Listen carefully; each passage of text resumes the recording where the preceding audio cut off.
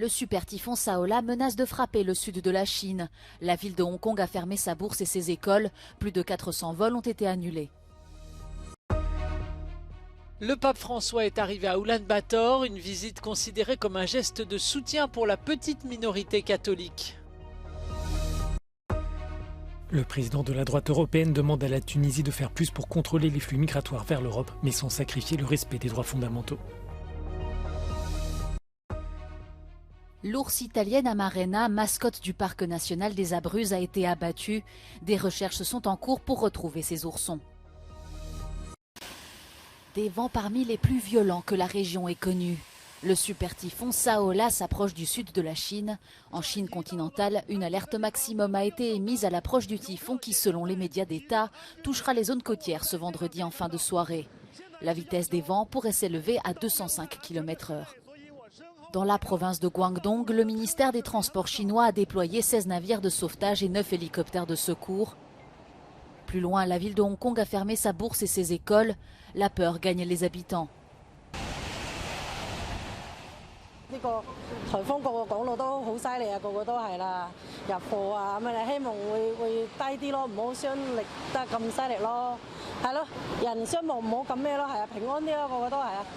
L'arrivée imminente de Saola a aussi paralysé le transport aérien. Plus de 400 vols ont été annulés ou retardés. Dans plusieurs villes chinoises, les transports publics cesseront de fonctionner à partir de 19 h.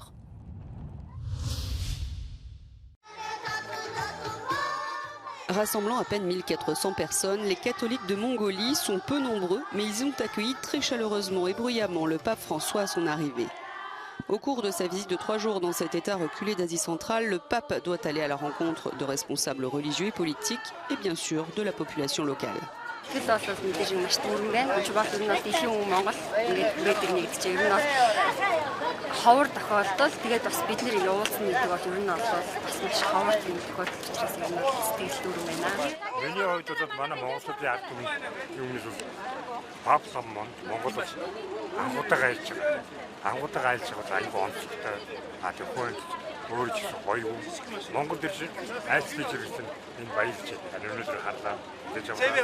Ce voyage en Mongolie est crucial pour les relations du Vatican avec Pékin et Moscou, où le pape François n'a pas encore été invité.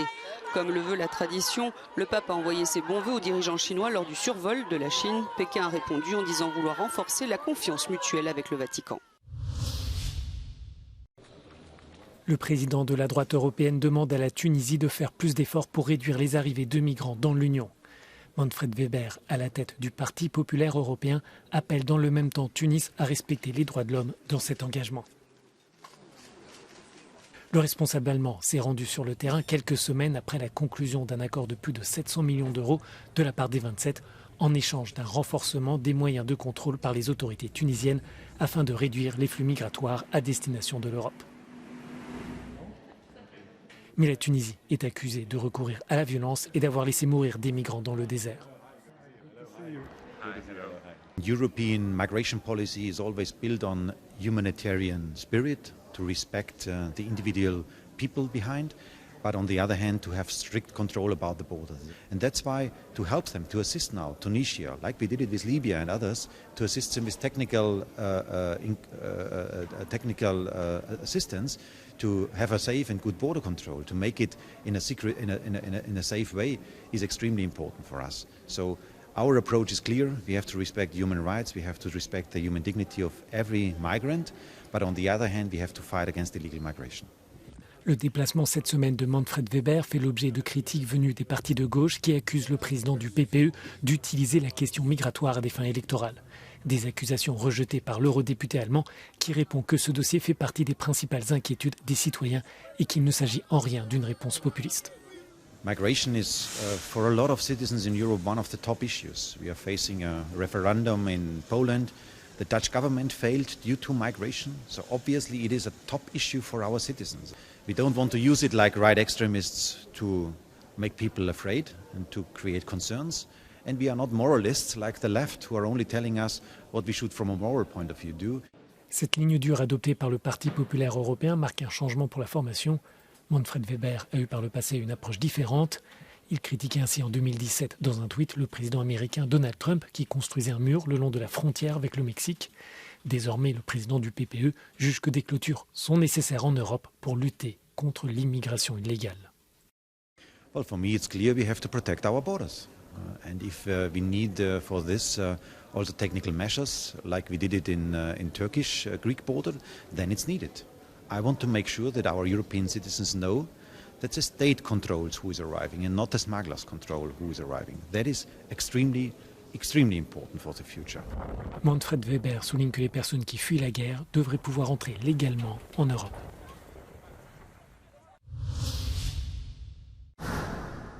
La Commission européenne a donné son feu vert à un nouveau vaccin de Pfizer et BioNTech à l'approche de l'hiver. Si depuis début mai, l'Organisation mondiale de la santé ne considère plus le Covid-19 comme une urgence sanitaire mondiale, le virus continue de circuler partout.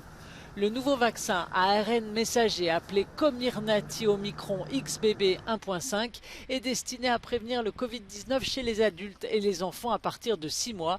Une seule dose suffira et ciblera le sous-variant Omicron XBB 1.5. C'est la rentrée scolaire en Russie et cette année, pour la première fois depuis la chute de l'URSS, le programme d'enseignement devient national et les manuels d'histoire sont clairement biaisés. Les auteurs tentent notamment de justifier l'annexion de la Crimée et l'invasion de l'Ukraine. Les militants des droits de l'homme affirment que le nouveau manuel d'histoire est une tentative flagrante d'endoctrinement illégal des jeunes Russes. Правду. Вот это ожидаем, чтобы детям рассказывали, как оно было на самом деле. Пусть даже что-то было плохое, но чтобы это было как по-настоящему было. Я что-то слышала про то, что искажены факты, что-то в учебниках по истории, если я не ошибаюсь. Но я не вникала, если честно, в тему, поэтому не скажу здесь в данном случае.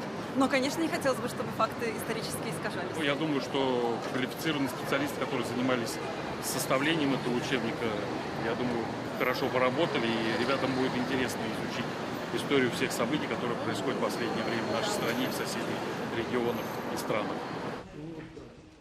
Le nouveau manuel d'histoire a été rédigé en un temps record sur demande du gouvernement. Ses auteurs n'ont pas caché l'orientation idéologique du manuel.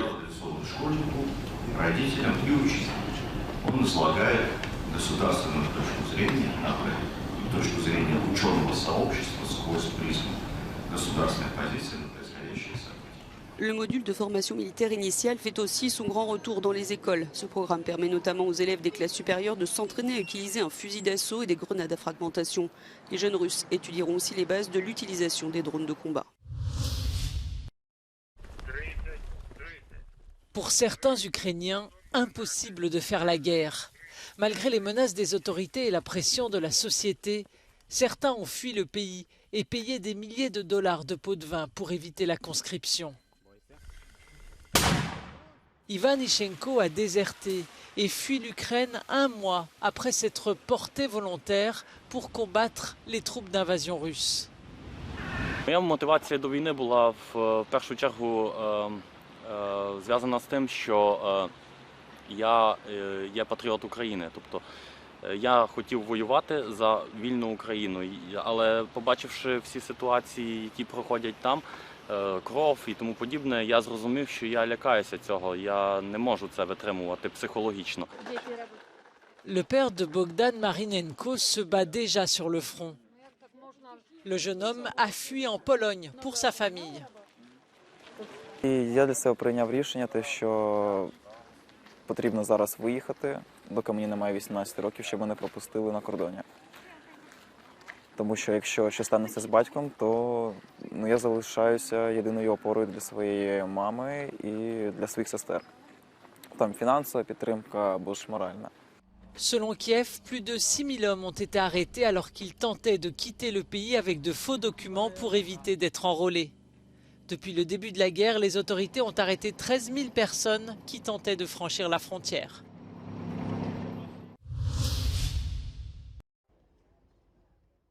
Deux touristes franco-marocains ont été abattus par des gardes-côtes dans l'espace maritime algérien après s'être perdus en mer à bord de leur jet-ski, près de la station balnéaire marocaine de Saïdia. Un troisième touriste, également franco-marocain, a été interpellé par les autorités algériennes. Ce drame est susceptible de raviver les frictions régionales entre l'Algérie et le Maroc, exacerbées par leur antagonisme sur le territoire disputé du Sahara occidental. La justice marocaine a annoncé ce vendredi l'ouverture d'une enquête sur les circonstances du décès.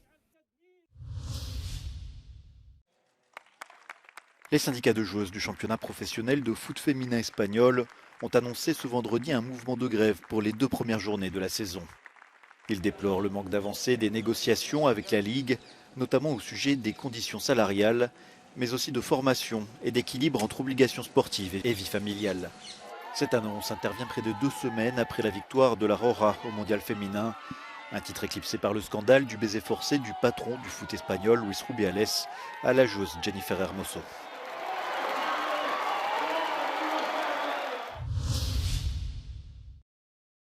L'ours italienne Amarena, mascotte du parc national des Abruzzes, a été abattu à la périphérie de la ville de San Benedetto dei Marsi.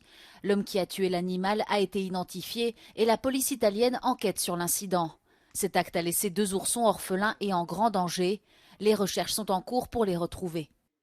Andremo a San Benedetto dei Marsi insieme animalisti italiani, LAV, PAE, tutti insieme per cercare di capire con i politici, con i dirigenti del parco nazionale, che è un parco stupendo d'Abruzzo, Lazio e Molise, cosa fare per aiutare gli orsi e per chiedere comunque che almeno il colpevole che è stato individuato venga processato subito e condannato con il massimo della pena.